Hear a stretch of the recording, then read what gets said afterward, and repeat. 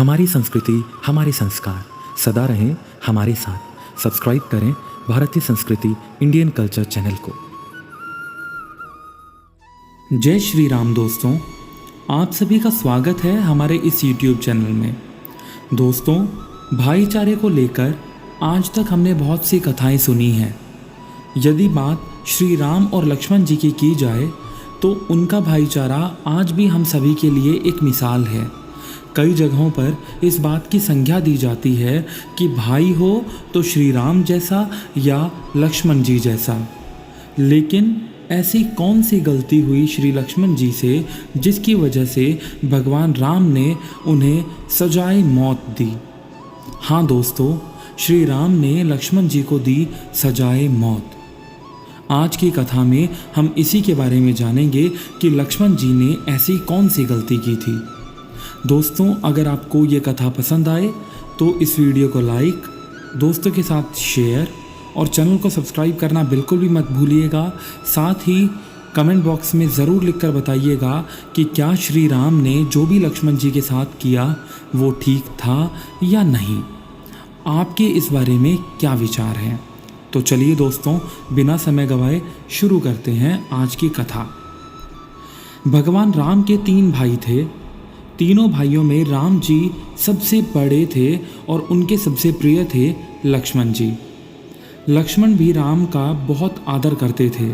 इसलिए जब भगवान राम वनवास के लिए जाने लगे तो लक्ष्मण भी हट करके राम के साथ वन गए। लक्ष्मण ने हर दुख सुख में भगवान राम का साथ दिया। इसके बाद भी एक बार लक्ष्मण जी से एक छोटी सी गलती हो गई तो भगवान राम ने उन्हें मृत्यु दंड दे दिया। जी हाँ दोस्तों, एक छोटी सी गलती जिसकी वजह से भगवान राम ने लक्ष्मण जी को दे दिया मृत्यु दंड।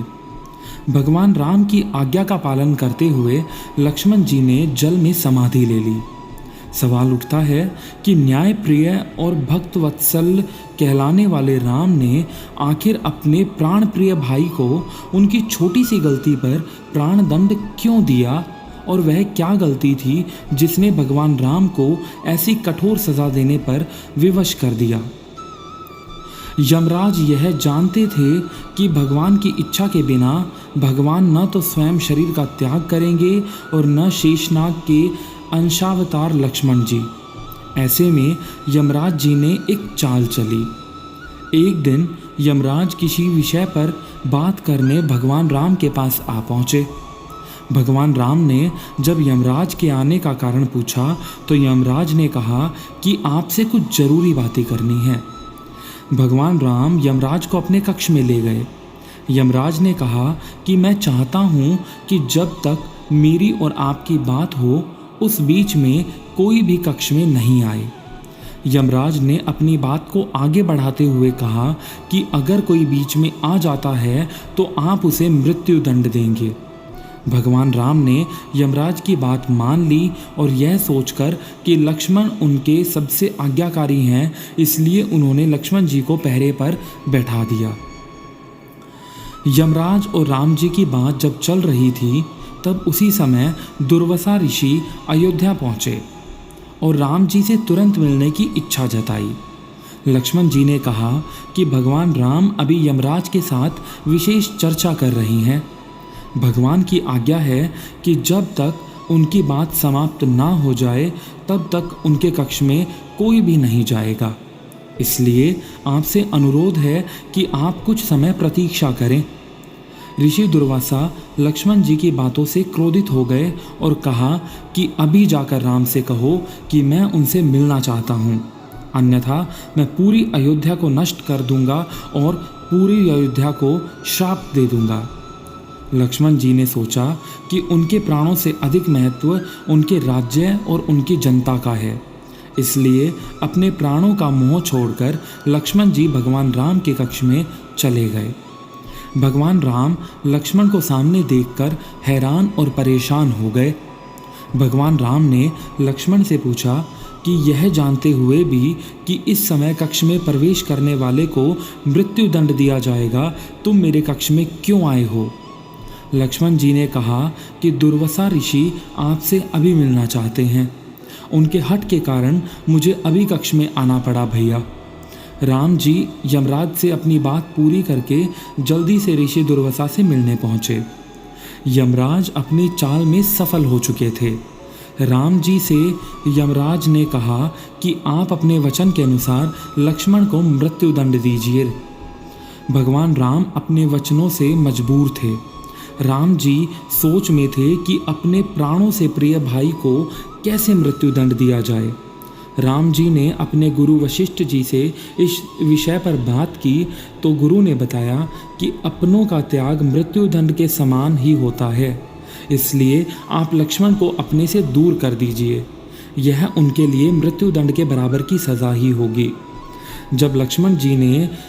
राम जी ने जब लक्ष्मण जी को अपने से दूर करने के लिए कहा तो लक्ष्मण जी ने कहा कि आपसे दूर जाकर तो मैं यूं भी मर जाऊंगा भैया, इसलिए अब मेरे लिए उचित यही है कि मैं आपके वचन की लाज रखूं।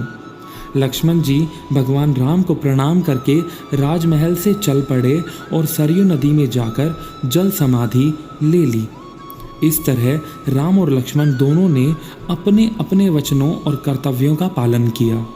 इसलिए कहते हैं कि रघुकुल रीत सदा चली आई, प्राण जाए पर वचन न जाई। दोस्तों, मर्यादा पुरुषोत्तम श्री राम के सामने अनेकों बार ऐसी समस्याएं या ऐसी स्थिति आई जिसमें उन्हें अपने कर्तव्य और अपने रिश्तों में से किसी एक को चुनना पड़ा।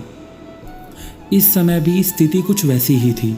कर्तव्य और भाई में से किसी एक को चुनना उनके लिए बेहद मुश्किल था, लेकिन क्योंकि रघुकुल के राजा थे तो उनके लिए अपनी जान जाना अपनी नीति से कम था, यानी उनके लिए नीति पहले थी और जान उसके बाद में। इसी वजह से श्री राम ने लक्ष्मण जी का त्याग किया या कहें उन्हें मृत्युदंड दिया। तो दोस्तों, कमेंट सेक्शन में ज़रूर बताइएगा कि श्री राम ने जो किया क्या वो ठीक था, और श्री लक्ष्मण जी ने ऋषि दुर्वासा की बात मानकर जो किया क्या वो ठीक था। आपकी इस बारे में क्या राय है और आपको ये कथा कैसी लगी, कमेंट सेक्शन में ज़रूर बताइएगा। अगर आपको वीडियो सच में पसंद आई तो वीडियो को लाइक, दोस्तों के साथ शेयर और चैनल को सब्सक्राइब करना बिल्कुल भी मत भूलिएगा। आज की कथा यहीं समाप्त होती है। जय श्री राम, जय लक्ष्मण जी, जय माता सीता, जय सिया राम।